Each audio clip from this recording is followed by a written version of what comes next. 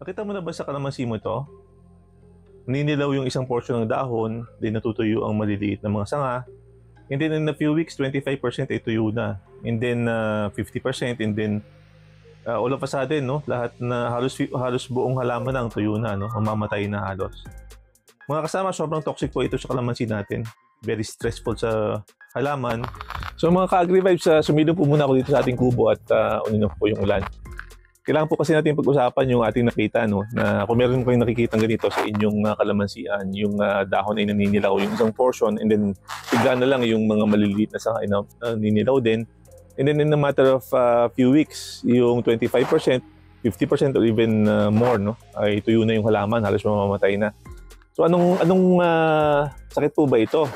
Ito ay napaka-stressful sa halaman to the point na yung ibang halaman nga ay naglalabas pa ng bulaklak. Ano? Ito yung kanilang response rate sa severe stress na nararanasan nila sa sakit na ito. Ito po mga kasama ay mabilis kumalat at highly toxic. Kaya po nitong i-wipe out yung buong kalamansian, kaya naman ito kalaki.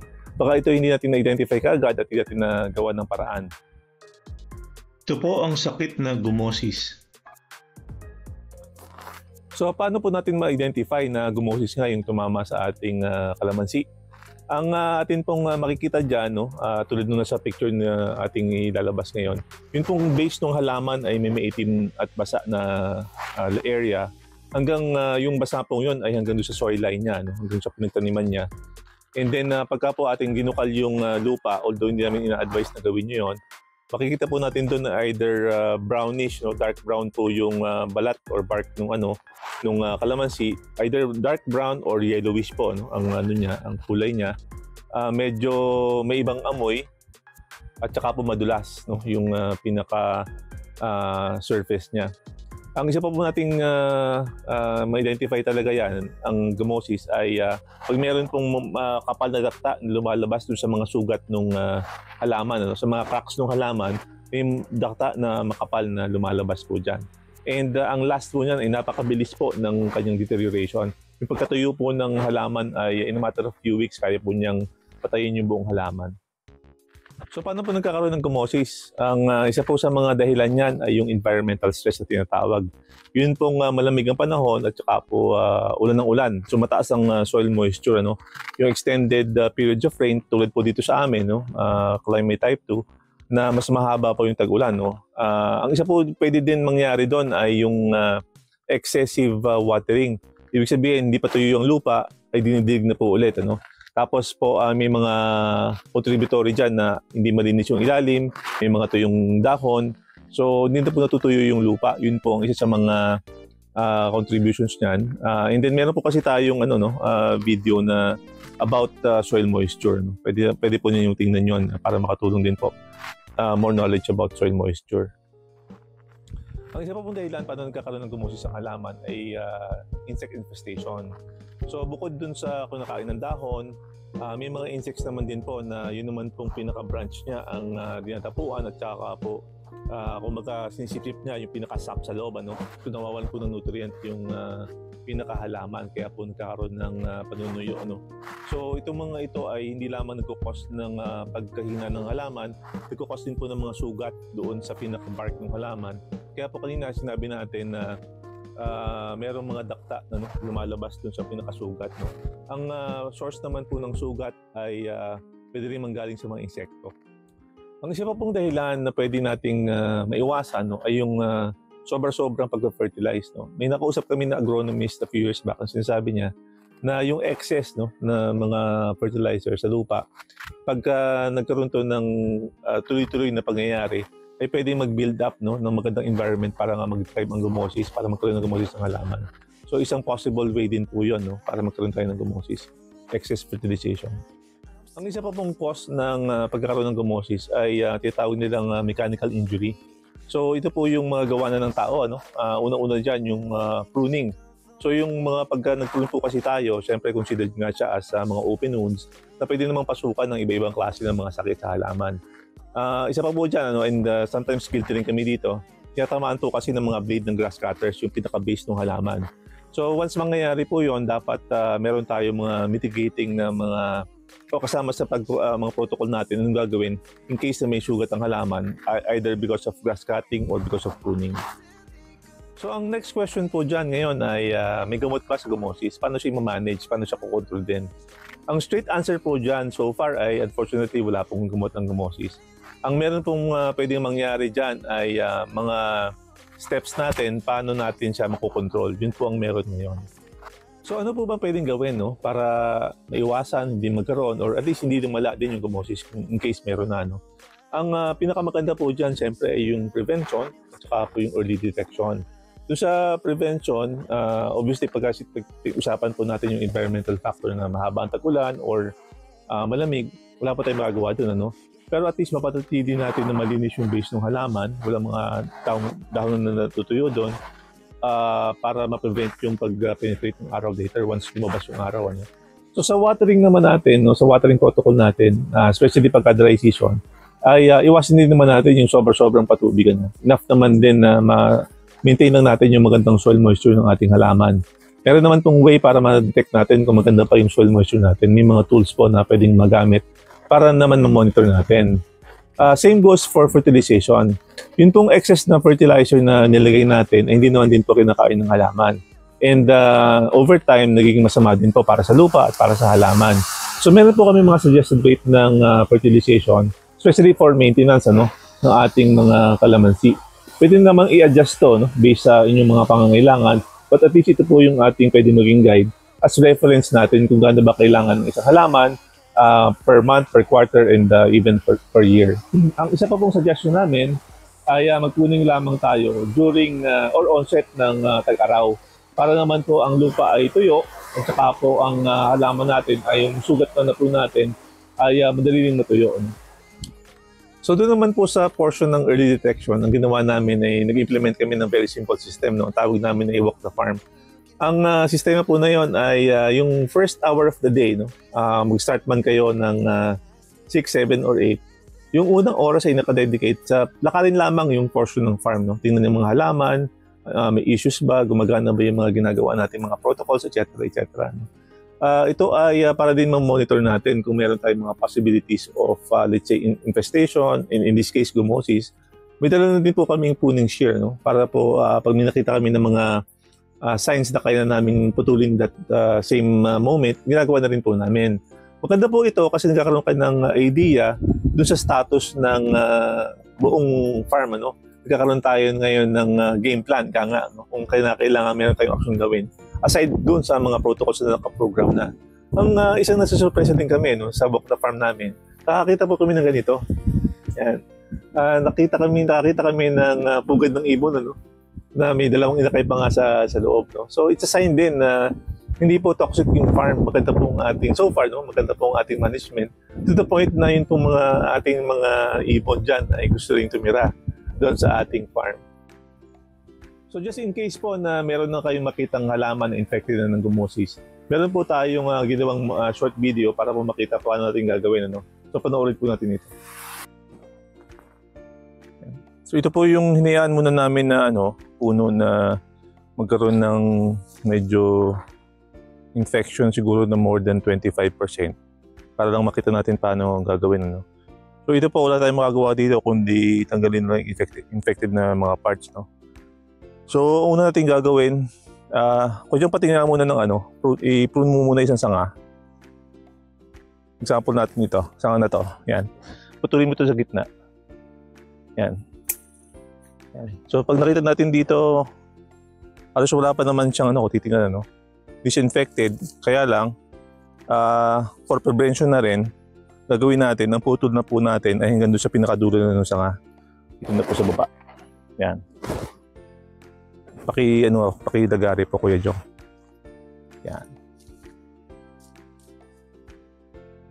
Yan. Wala po tayong choice kaysa naman sa makipagsapalaran pa po tayo sa sa pagputol ng kalahati. Putin na po natin na tanggalin yung buong sanga para po makasigurado tayo. Tapos ang susi natin dito ay kailangan natin matuyo agad. Now since hindi rin maaraw, kailangan nating patuyuin na lang ng medyo manual. Atin pong ito-torch na lang siya para din kumbaga yung pinaka-open wound niya ay matuyo agad at hindi siya lalong kapitan ng mga sakit. Yan.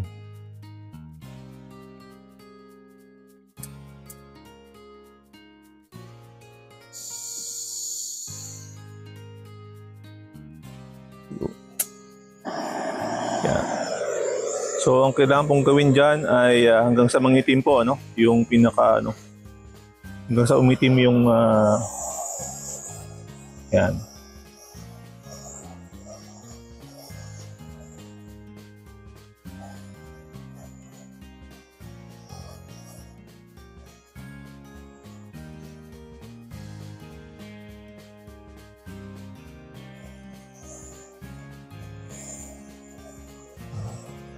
So, kailangan po natin mapatayo yung buong pinutol natin para po hindi na magkaroon ng entry yung any attack ng fungus natin, ano. So isang po yan, isang way yan.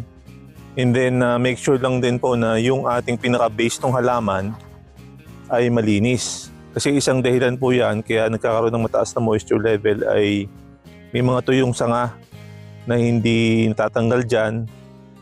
Ito yung dahon na hindi natatanggal dyan. Kaya pagka po umulan ay matagal matuyo ang lupa.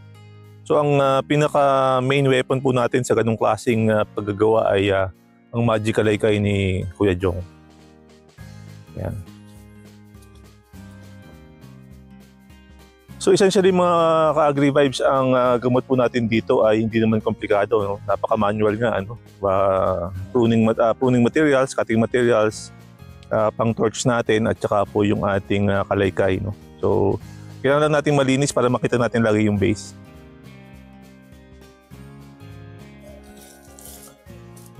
So at least po yung mga dahon na matutuyo na, hindi matagal matuyo na yan, ay hindi makakatulong para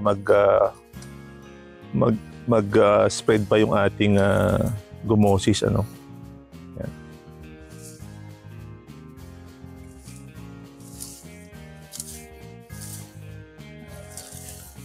So yun po yung ating response sa gumosis natin. Ang susunod po dyan, asahan po natin na siguro in a few weeks or days, magkakaroon po ng mga puti-puti yan o mga molds, no. Saan po natin yon? Okay lang po yun. Hindi po problema yon. Yan.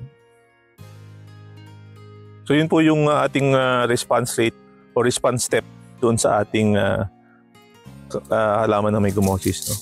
Yung ibang steps po ang susunod nating i-discuss. Isang reminder lamang mga kasama, ano, yung po mga parts na or branches na ating putol na infected, kailangan po siya matanggal kaagad sa ating farm, kailangan ma-discard kaagad, and kailangan masunog. Yun lang po ang way natin para masigurado na hindi siya makakahawa sa ibang halaman natin. Isa po ito sa mga halaman na nagkaroon ng gumosis, I think a year ago. So tinry namin siyang sagipin. Naayos naman po namin eventually. Kaya lang, yung recovery period niya, ang aming napapansin po ay medyo matagal. So mapapansin niyo itong side na nagkaroon talaga ng infection. Ang liliit ng dahon, although may mga bulaklak siya, may mga bunga siya. Ang tingin namin, response rate lang, survival response rate. Pero, compare mo siya same plant, ito po yung mga dahon ng kabilang side. Ang layo po ng itsura niya, no? So, ganyan po ang effect ng gumosis, ano? Ang tagal ng recovery ng halaman, kahit pa masagip natin siya. So, after po natin gawin yung protocol na napanood natin, pwede po nating supplement pa ng protection ng halaman by unang-una spraying po ng systemic fungicide. Ito po ay para magkaroon ng protection ng internal parts ng halaman, hindi na po lumala, ano, yung padunuyo sa loob ng halaman. And then pagkatapos naman po noon, we can also spray naman yung copper-based na contact fungicide. Ito naman po ay para sa labas ng halaman at na-prevent natin yung further infection. So ang isang kailangan din po nating i-emphasize, no, na maayos natin na yung ating cultural management. Tandaan po natin na ang gumosis po kasi ay transmitted via airborne, no? Ibig sabihin hangin. So pwede pong hangin, pwedeng ulan, pwede rin po yung sa mga damit at saka mga tools na ginagamit natin. And eventually pwede din po yung mga hayop na gumagala sa ating farm, ano? So unang-una, kailangan po natin na malinis lahat, na-disinfect lahat ng tools na ginagamit natin. Pangalawa, yung atin pong mga damit na ginamit ay hindi po pwedeng gamitin ulit the following day. Kailangan simula headgear hanggang po sa mga bota na ginagamit natin ay at least mahugasan man lang, make sure lang na hindi siya nagkaroon ng, hindi na-carry yung infection the day before and babalik tayo sa farm na meron ulit. So bali wala po ang ginagawa natin kung hindi natin magagawa yung ating magandang cultural management. So mga ka-agri-vibes, yun pong gumosis sa isang nakakatakot na sakit. Ano? Ito ay kayang ubusin ng ating farm kung hindi natin maagapan kaagad. Kaya naman napaka-mainam kung tayo ay merong sistema ng early detection. In our case, meron kaming walk the farm. Yung early reporting, just in case hindi kayo makakita yung farm workers natin, at saka po yung immediate action. No? Dapat alam natin anong gagawin natin kaagad, hindi na tayo pong maghintay. Ang isa po namin pwedeng i-encourage din na gawin ng ating mga farm owners dyan ay in case, no? Kasi nangyari po sa amin ito last year, in case na may mga research agencies na tumapit sa atin to do research about calamansi, ay hanggat maaari atin itong tulungan, atin itong mag-allow tayong access para makakuha sila ng data sa farm natin. Para naman po kung may mga sakit, no, na ang ating alaman na pwedeng harapin ay matulungan tayo na maghanap ng gamot, no, para ito may iwasan. Last year, bumisita po sa atin ang ating mga kaibigan from UPLE Biotech, kumuha ng mga specimens sa farm natin. And malaking tulong po talaga. No? Nagkaroon kami ng mga exchange of information, kung ano nangyayari, kung ano mga pwedeng gawin. And malaking tulong po sa amin yun. Appreciate po namin yung tulong din ng UPLE Biotech. So maraming salamat po mga kasama sa dudo po sa inyo. So mga ka-agri-vibes, maraming salamat po sa inyong panonood. Sana po ang aming na-share information ay makatulong ng malaki sa management ng inyong farm. Kung meron po kayong mga tanong, ay paki-comment lamang sa baba. Try po namin sagutin hanggat kaya namin. Maraming pong salamat at pagpalain tayo ng pong may kapal. Salamat po.